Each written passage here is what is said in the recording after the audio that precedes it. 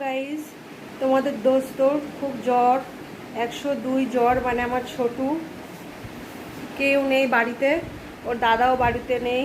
দাদা পড়তে গেছে, দেখো কত কষ্ট করছে। এই মাত্র মাথায় জল দিয়ে নিয়ে আসলাম ঘরে, বমি করেছে 2-3 বার।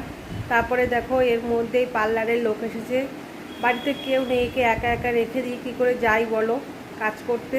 তো কাজ করবো না বলেছি, একটু রাগ হয়েছে ওনাদের, কি করব বলো।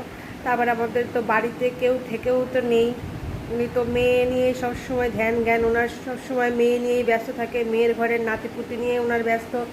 বাড়ি কার কী হলো ওনার দেখার দরকার প্রয়োজন মনেও হয় না। সে যাক, ওনার যেটা ভালো ইচ্ছা মনে হয় সেটা করবে, বুঝেছো। যাই হোক, দেখো সব দিকেই জ্বালা, মা হলেও মার জ্বালা, দোকানে কাজ করলে কাস্টমারের জ্বালা। মানুষের মন জয় করতে হয় সব রকমভাবে।